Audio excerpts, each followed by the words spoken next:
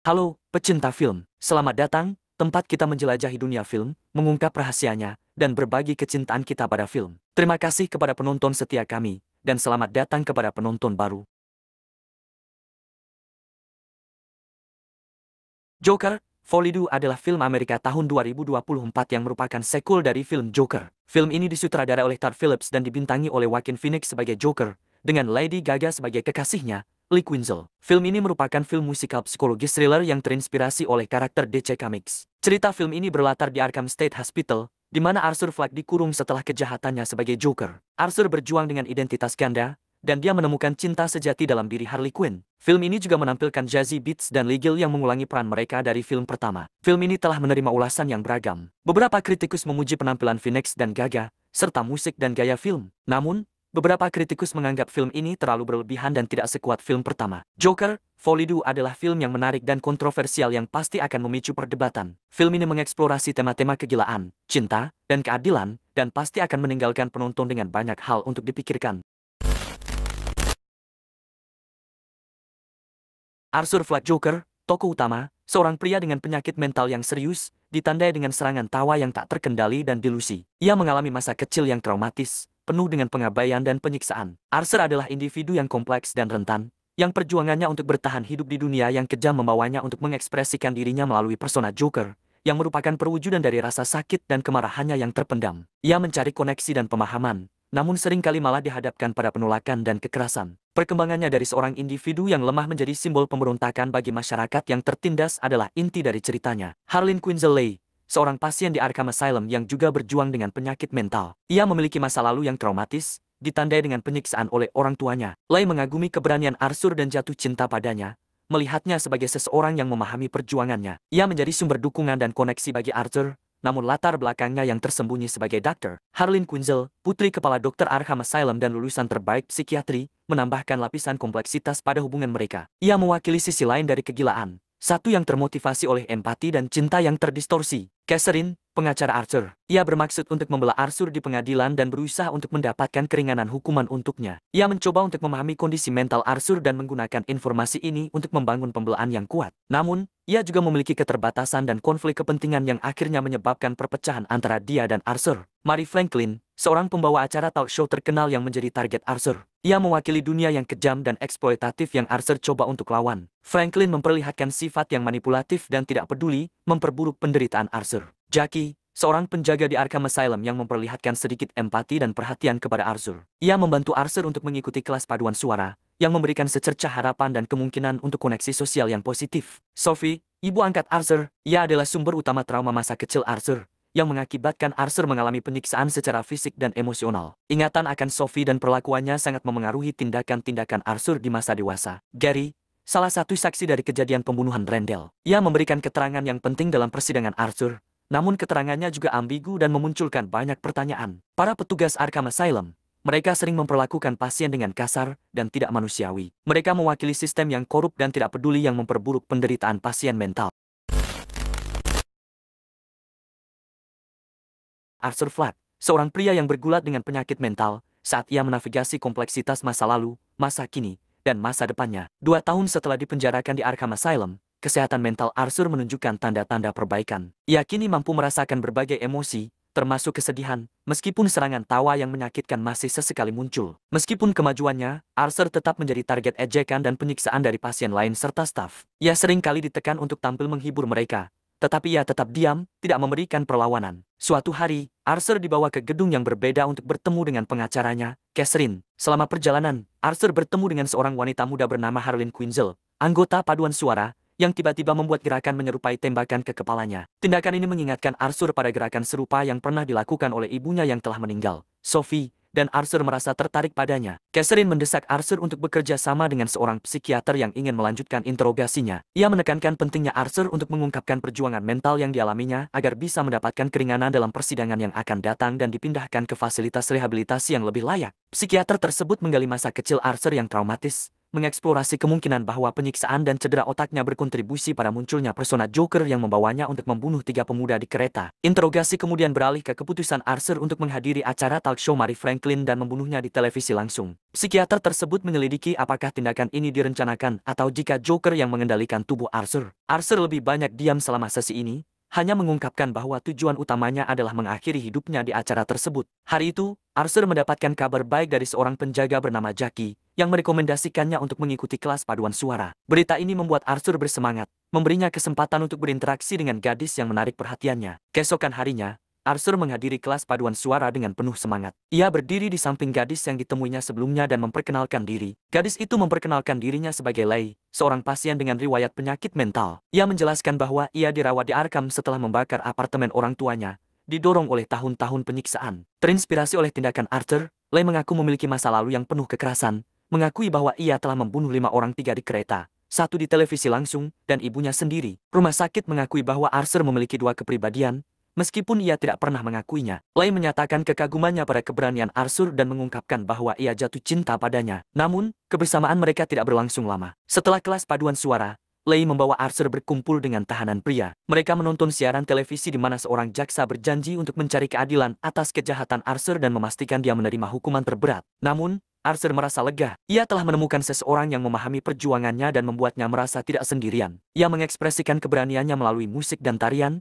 menunjukkan pengaruh besar musik terhadap keadaan emosinya, terutama dalam kaitannya dengan kondisi psikologisnya. Malam itu, para pasien dibawa ke ruang meditasi untuk menonton film khusus. Sementara Arthur menikmati film tersebut, Lei menjadi gelisah dan memaksa Arthur untuk melarikan diri dari rumah sakit dengan membakar beberapa peralatan musik. Di tengah kepanikan yang terjadi, Lei menarik Arthur keluar melalui pintu depan, tetapi upaya mereka terhenti ketika petugas keamanan menyadari gerak-gerik mereka dan menutup pintu keluar, yang kini dipenuhi oleh wartawan. Akibat upaya melarikan diri ini, Arthur harus dipindahkan ke ruang isolasi. Lei menemukan Arthur di selnya dan membangunkannya, menempatkannya di bawah cahaya untuk menunjukkan kehadirannya. Ia memberitahu Arthur bahwa petugas keamanan telah membebaskannya karena dianggap terpengaruh buruk oleh Arthur. Lei mendesak Arthur untuk berhenti mengonsumsi obat-obatan dan meyakinkan bahwa hubungan mereka akan terus berlanjut. Sebagai bukti cinta Lei kepada Arthur, ia mengusulkan agar Arthur bisa menjadi ayah dari anaknya. Arthur menjalani interogasi lain dengan psikiater yang berbeda, kali ini disiarkan langsung di televisi. Catherine kembali mengingatkan agar Arthur bekerja sama dengan menunjukkan dirinya sebagai Arthur, bukan Joker, dan menjawab semua pertanyaan dengan jujur. Sama seperti psikiater sebelumnya, Mr. Pari kembali menanyakan Arthur tentang pembunuhan yang dilakukannya terhadap Mary di acara televisi. Arthur mengaku bahwa rencananya sebelumnya adalah untuk bunuh diri, tetapi berubah setelah ia mengetahui sifat buruk Mary yang hanya ingin memanfaatkan dirinya. Arthur tetap merasa tidak bersalah, mengklaim bahwa tidak ada seorang pun yang bisa menyakitinya karena ia tidak memiliki apa-apa lagi. Semua orang yang dekat dengannya kini telah tiada, bersamaan dengan rasa sakit dan penyiksaan yang ia alami. Namun, setelah bertemu Lei, keinginan Arthur untuk hidup kembali tumbuh.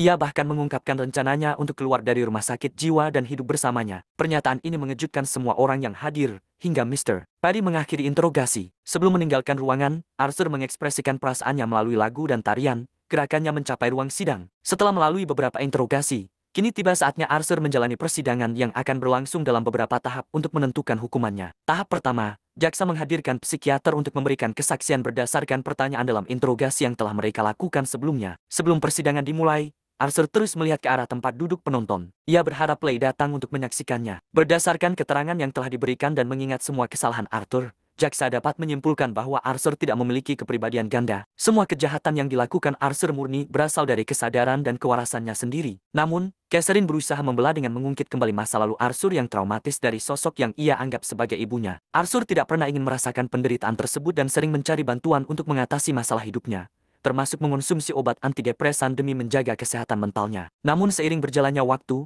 masalah yang muncul semakin buruk, menciptakan kepribadian ganda yang disebut Joker sebagai karakter pelindung dirinya. Selanjutnya, jaksa mempersilahkan psikiater pertama Arthur untuk membacakan seluruh isi jurnal miliknya. Ia menceritakan setiap kalimat yang ditulis Arthur. Beberapa di antaranya berisi pengakuan Arthur yang sering mengalami delusi hingga membuatnya tidak dapat membedakan antara kenyataan dan hayalan. Arthur juga sering berimajinasi dengan wanita hayalannya, termasuk kutipannya tentang mungkin kematiannya akan lebih masuk akal daripada kehidupannya saat ini. Dari setiap kalimat dan karakter dalam jurnal ini, psikiater dapat menyimpulkan bahwa jurnal ini ditulis oleh Arthur sendiri tanpa campur tangan dari kepribadian lain. Kesaksian beliau pun mengakhiri sidang tahap pertama. Lei menyalahkan Catherine karena tidak mampu melawan jaksa dan memintanya untuk tidak lagi menjadi pengacara Arthur, karena Lei yakin Arthur bisa menyelesaikan kasusnya sendiri. Sebelum kembali ke rumah sakit jiwa, Catherine menemui Arthur untuk memberitahu tentang perkataan Lei dan menganggap itu adalah keputusan yang bodoh. Dengan kesadaran penuh, Arthur malah membela Lei, mengingat hanya dialah sosok yang paling mengerti dirinya. Namun, Catherine kemudian memberitahu kebenaran tentang latar belakang Lei yang ternyata bernama lengkap Dr. Harlin Frances Quinzel. Ia adalah anak dari keluarga konglomerat,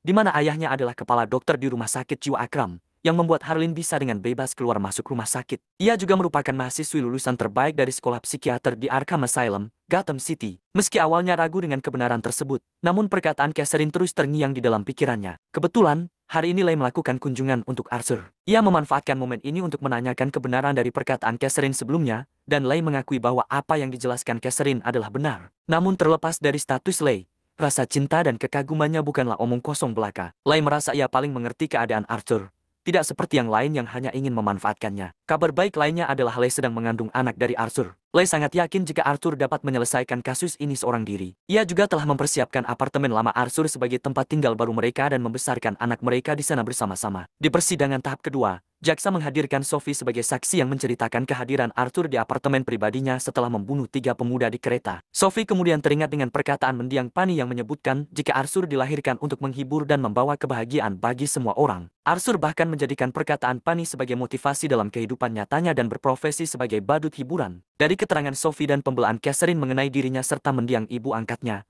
membuat Arthur merasa muak. Ia lelah mendengar setiap tuntutan yang diajukan untuknya dan pembelaan dari Catherine yang tidak sesuai keinginannya, hingga semua hal tersebut mengumpul dalam pikirannya dan meledakkan kepalanya. Arthur tiba-tiba berteriak di hadapan hakim dan menyatakan bahwa ia memecat Catherine sebagai pengacaranya. Arthur berencana untuk membela dirinya sendiri di persidangan selanjutnya. Keputusan Arthur ini membuat Lei sangat bahagia. Begitu juga dengan seluruh pasien pria yang ada di rumah sakit. Mereka mendukung keputusan dan keberanian Arthur untuk melawan orang-orang yang hanya ingin memanfaatkan kelemahannya di persidangan tahap ketiga. Arthur berdandan menjadi Joker sebagai bentuk keberanian dan perlindungan diri melawan jaksa. Ia memanggil Gary untuk menceritakan secara spesifik mengenai tragedi di apartemen saat Arthur membunuh Randall dengan sangat sadis. Dari keterangan yang diberikan, Arthur menanyakan apa yang Gary lihat saat itu. Pertanyaan Arthur merujuk pada kebiasaan Randall yang selalu jahat terhadap orang-orang di sekitarnya, terutama kepada Arthur dan Gary karena bentuk tubuh mereka. Arthur juga ingin Gary menceritakan momen saat ia membiarkan Gary pulang dengan selamat karena Arthur hanya membunuh orang-orang jahat, seperti para petugas di rumah sakit yang berbuat semena-mena kepada semua pasien. Namun,